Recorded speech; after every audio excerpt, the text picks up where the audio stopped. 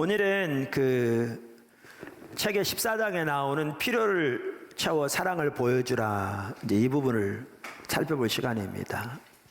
이 네 가지를 살펴볼 텐데, 첫째, 하나님의 사랑과 이웃 사랑은 서로 분리되지 않는다. 두 번째, 사랑은 행동으로 하는 것이다. 우리 사랑의 모델은 하나님의 사랑이다. 네 번째, 사랑은 상대방의 필요를 채우는 것이다. 그러니까 오늘 살펴보자 하는 것이 이러한 네 가지 전반적인 부분임을 이렇게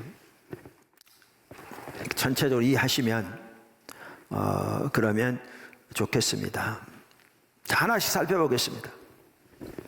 자, 첫째, 하나님의 사랑과 이웃 사랑은 서로 분리되지 않습니다. 너무나 당연한 얘기인데요, 분리되지 않을 뿐만 아니라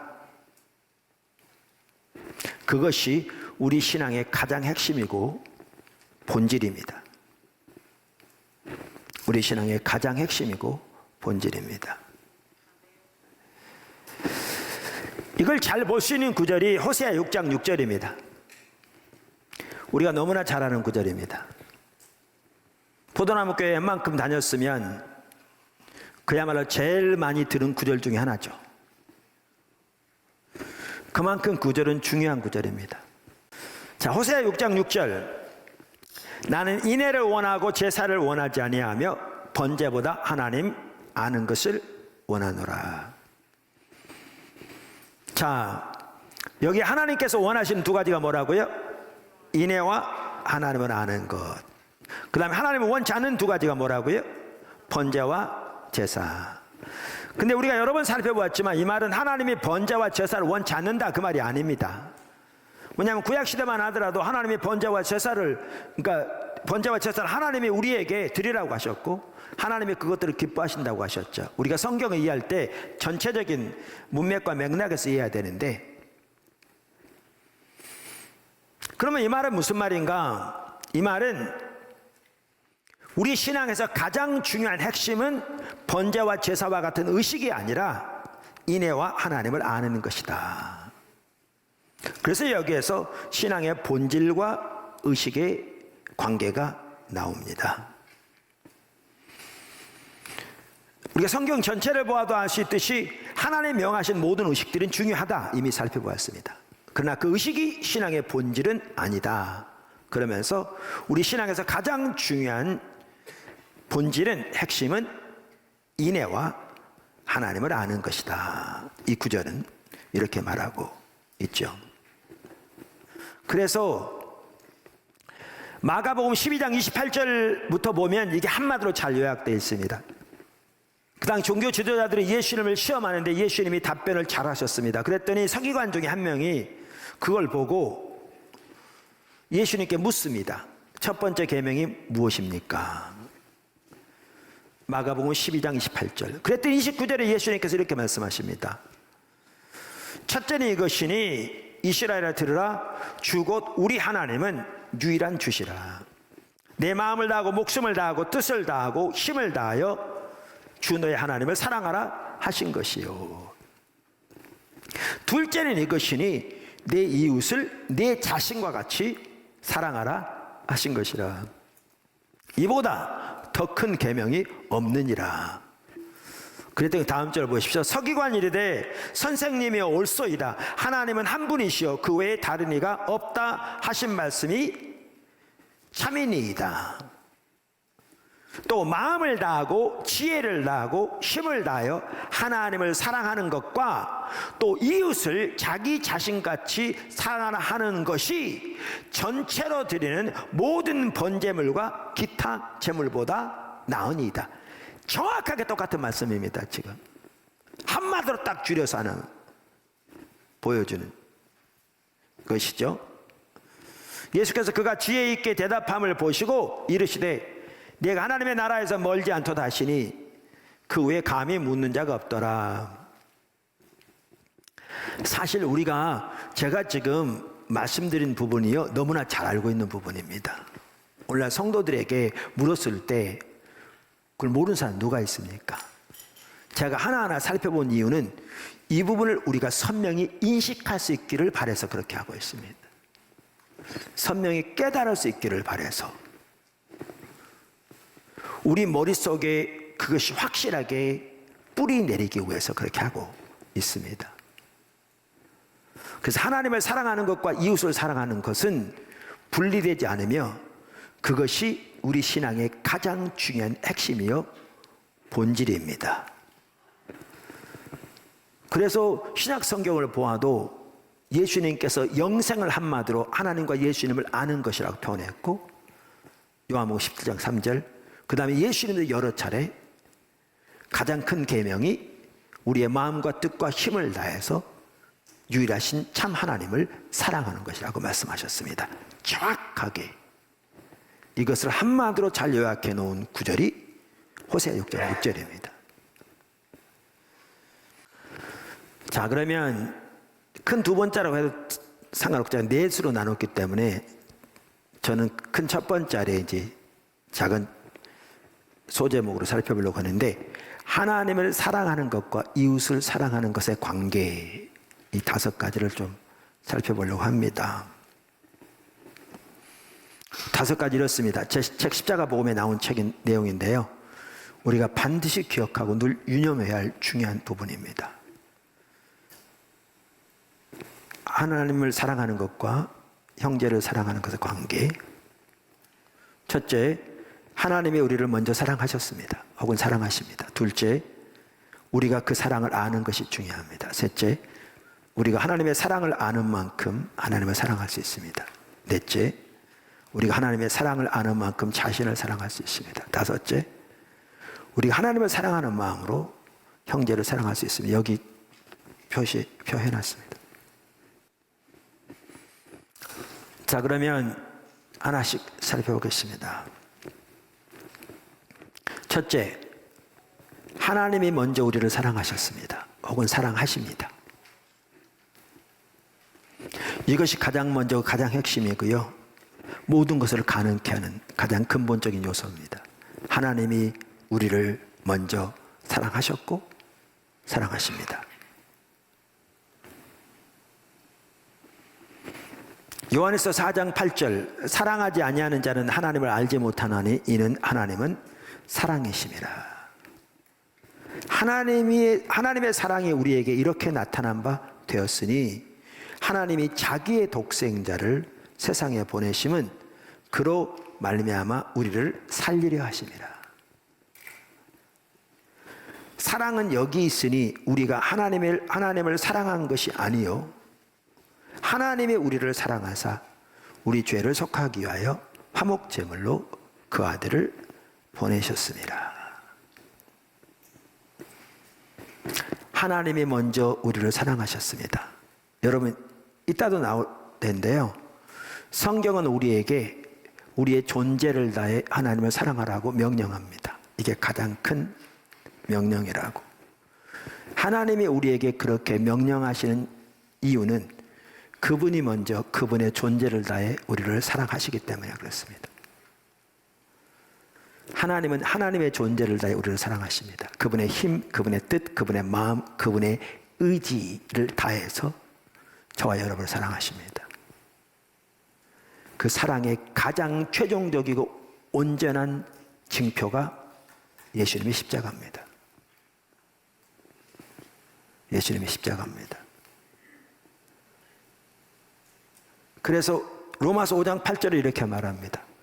우리가 아직 죄인 되었을 때에 그리스도께서 우리를 위하여 죽으심으로 하나님께서 우리에 대한 자기의 사랑을 확증하셨느니라. 우리에게 대한 하나님의 존재를 다한 사랑의 가장 최종적이고 가장 온전한 확증이 예수님의 십자가입니다. 십자가입니다. 작은 두 번째, 우리가 하나님의 사랑을 아는 것이 중요합니다. 그러니까 하나님께서 우리를 그토록 사랑하시되 우리가 하나님의 그 사랑을 아는 것이 중요합니다. 우리가 하나님의 사랑을 알아야 하나님을 사랑할 수 있고 자신을 사랑할 수 있고 이웃도 형제도 사랑할 수 있습니다. 다시 말합니다. 하나님이 하나님의 존재를 다해 우리를 사랑하십니다. 사랑하셨고 사랑하십니다. 그런데 우리가 우리를 향한 하나님의 그러한 사랑을 알아야 하나님을 사랑할 수 있고 우리 자신도 사랑할 수 있고 이웃과 형제도 사랑할 수 있습니다. 요한에서 4장 16절 이렇게 말합니다. 하나님이 우리를 사랑하시는 사랑을 우리가 알고 믿었노니 하나님은 사랑이시라. 사랑 안에 거하는 자는 하나님 안에 거하고 하나님도 그 안에 거하시느니라.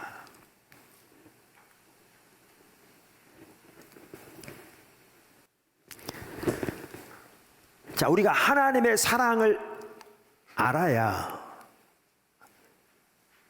우리도 하나님을 우리의 존재를 다해 사랑할 수 있기 때문에 하나님은 우리에게 하나님의 사랑을 계시해 주시기를 열망하십니다.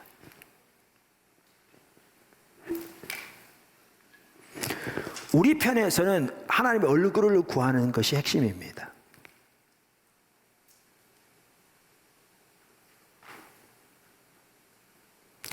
왜 성경에 보면 하나님을 찾되 마음을 다하고 뜻을 다하여 하나님을 찾는 자는 반드시 하나님이 만나 주시겠다 이렇게 약속하고 있는데, 하나님을 찾는다는 말은 그분을 알기를 구하는, 즉 하나님 자신을 알기를 구하는, 다른 말로 하나님 얼굴을 구하는 것이기 때문에 그렇습니다. 그래서 우리 편에서는 하나님을 알기를 집중적으로 추구해야 합니다.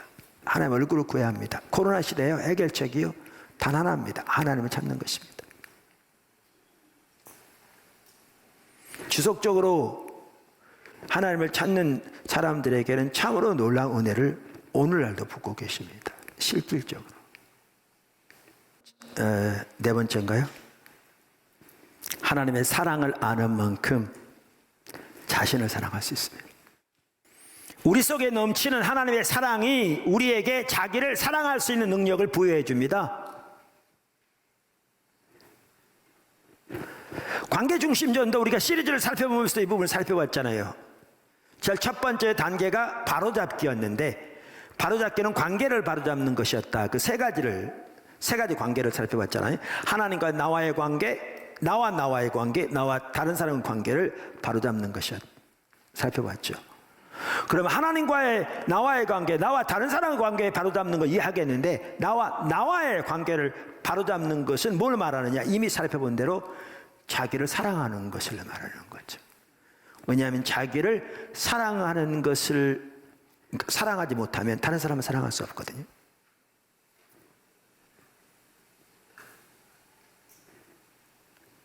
그럼 우리가 이미 살펴본 대로 자기를 사랑한다는 말은 뭐냐? 자기중심적인 이기적인 삶을 말하느냐? 전혀 아닌 거죠. 하나님의 관점에서 자신을 보고 자신을 용납하고 사랑하는 것을 말하는 거죠. 그런데 여기에 핵심이요, 자신을 향한 하나님의 사랑을 아는 게 핵심입니다. 이게 핵심입니다. 하나님께서 자신을 사랑하는 줄 알기 때문에 자기도 자기 모습 그대로 자기를 받아들이고 자기를 사랑할 수 있는 거죠. 그 모든 부족에도 불구하고. 우리를 향한 하나님의 그 큰 사랑을 아는 것보다, 여기 안다는 말은 지식적으로 아는 걸 말하는 게 전혀 아닌 것을 앞에서도 살펴보았습니다. 아는 것보다 우리에게 더 큰 진정한 만족과 기쁨과 영혼의 안식을 주는 것은 없습니다. 작은 다섯 번째, 우리가 하나님의 사랑을 아는 만큼 하나님에 대한 사랑으로 다른 사람을 사랑할 수 있습니다.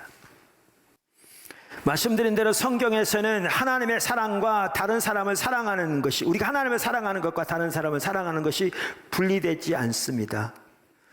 분리되어 있지 않을 뿐만 아니라 그것이 우리의 신앙의 본질입니다. 그래서 우리가 하나님을 사랑하면 다른 사람을 사랑하게 되어 있습니다.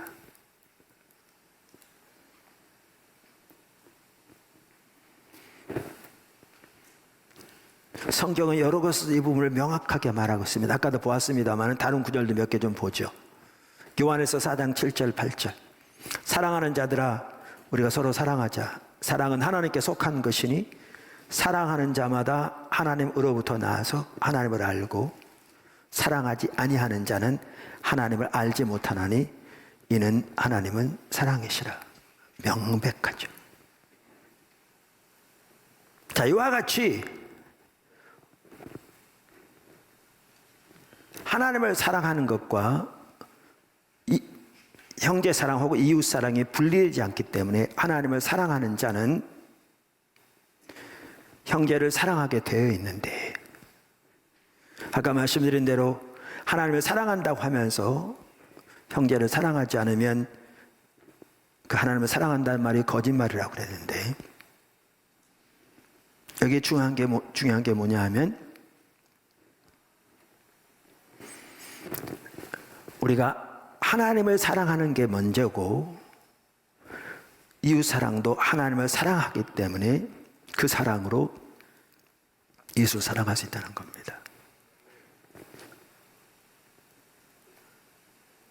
우리가 하나님을 사랑하는 것이 먼저고 형제 사랑도 이웃 사랑도 우리가 하나님을 사랑하기 때문에 그 사랑으로 이웃을, 형제를 사랑할 수 있다는 것입니다. 우리가 너무나 다 안다고 말하는, 너무나 당연하다고 말하는 하나님의 사랑과 이웃 사랑은 서로 분리되지 않으며 그것이 어떻게 우리 신앙의 가장 핵심이요 본질인가를 살펴봤습니다. 나머지 부분은 간단하게 살펴보겠습니다. 물론 일부 예배 때도 간단히 살펴보는 내용들이었습니다. 두 번째, 큰 두 번째.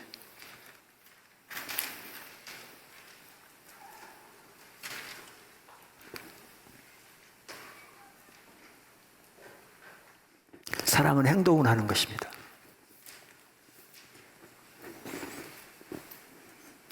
요한일서 3장 18절, 자녀들아 우리가 말과 혀로만 사랑하지 말고 행함과 진실함으로 하자. 요한일서는 우리가 진정으로 예수를 믿으면 우리에게 반드시 나타나야 할 열매들을 쭉 나열하고 있다고 우리가 살펴봤습니다. 이미 그 중에 하나가 사랑의 열매인데, 그 요한일서에 나오는 그 부분에 대해서 유나이티드 바이블 소사이어티에서 나온 그 핸드북 시리즈에서 두 학자는 이렇게 얘기합니다. 이 서신서에서 형제 사랑은 중요한 주제이다. 역시 3장 1절 18절, 4장 7절 11절 20절을 보라. 거짓 선생들과의 논쟁에서 그것은 거짓 선생들과의 논쟁에서 그것은 백성들이 하나님과의 교제를 가지고 있는가에 대한 테스트였다. 그 영혼은 항상 행동, 사랑의 행위를 하는 것을 내포한다. 그러니까 거짓 선생들과의 논쟁에서, 그 당시 영지주의가 팽배했다고 그랬잖아요. 거기에서 참된 하나님의 백성들이 하나님과 올바른 관계를 가지고 있는지에 대한 테스트가 뭐였느냐? 사랑이었는데, 그것은 항상 그 영혼은 행동, 사랑의 행위를 하는 것을 내포한다 라는 겁니다. 큰 세 번째, 우리 사랑의 모델은 하나님의 사랑입니다. 아까 제가 그 새 계명에 대해 설명드렸습니다. 그래서 요한일서 3장 16절 이렇게 말합니다. 그가 우리를 위하여 목숨을 버리셨으니 우리가 이로써 사랑을 알고 우리도 형제들을 위하여 목숨을 버리는 것이 마땅하니라. 요한복음 13장 34절, 새 계명을 너희에게 주노니 서로 사랑하라. 내가 너희를 사랑한 것 같이 너희도 서로 사랑하라. 너희가 서로 사랑하면 이로써 모든 사람이 너희가 내 제자인 줄 알리라. 요한복음 15장 12절 내 계명은 내가 너희를 사랑한 것 같이 너희도 서로 사랑하라 하는 이것이니라. 사람이 친구를 위하여 자기 목숨을 버리면 이보다 더 큰 사랑이 없나니 너희는 내가 명령한 대로 행하면 나의 친구라. 여기 중요한 게 있습니다. 저와 여러분이 세상 사람들이 하는 방식대로 사랑하면 성경이 말하는 사랑을 절대로 할 수 없습니다. 가능하지 않습니다. 우리는 그 능력을 옷 입고 그 나라의 백성으로 그 나라의 가치를 따라 그 나라 확장을 위해 주심 오시는 그 날까지, 혹은 우리가 주님 곁으로 가는 그날까지 살도록 부름을 받은 사람들입니다. 마지막으로 네 번째, 사랑은 상대방의 필요를 채우는 것입니다. 이게 관계중심 전도의 핵심적인 가치인데 저는 이게 성경의 핵심적인 가치라고 확신합니다. 요한일서 3장 14절부터 아까 읽었던 구절인데 한번 보시죠. 우리는 형제를 사랑함으로 사망에서 생명으로 들어간 줄을 알거니와 사랑하지 아니하는 자는 사망에 머물러 있느니라. 그 형제를 미워하는 자마다 살인하는 자니 살인하는 자마다 영생이 그 속에 거하지 아니하는 것을 너희가 아는 바라. 그가 우리를 위하여 목숨을 버리셨으니 우리가 이로써 사랑을 알고 우리도 형제들을 위하여 목숨을 버리는 것이 마땅하니라. 누가 이 세상의 재물을 가지고 형제의 궁핍함을 보고도 도와줄 마음을 닫으면 하나님의 사랑이 어찌 그 속에 거하겠느냐. 자녀들아, 우리가 말과 혀로만 사랑하지 말고 행할과 진실함으로 하자. 보십시오. 사랑에서 말하는 구절에 명확하게 행동을 하되 사랑은 상대방의 필요를 채우는 것임을 분명하게 보여줍니다. 오늘 다음 주에 필요를 채움으로 사랑을 나타내 보이라, 이 부분을 살펴보기에 앞서서 그 부분에 대한 성경적인 전반적인 가치를 이렇게 까는 시간을 가졌습니다. 꼭 기억하십시오. 하나님을 사랑하는 것과 이웃을 사랑하는 것은 서로 분리되지 않습니다. 그것이 우리 신앙의 본질의 핵심입니다. 사랑은 행동으로 하는 것입니다. 우리 사랑의 모델은 하나님의 사랑입니다. 사랑은 상대방의 필요를 채우는 것입니다. 우리가 영적으로 지금 심각한 상태에 있습니다. 모든 오이코스 리더들, 오늘 말씀을 보시고 자신을 비춰보십시오. 영적으로 심각한 상태에 있습니다.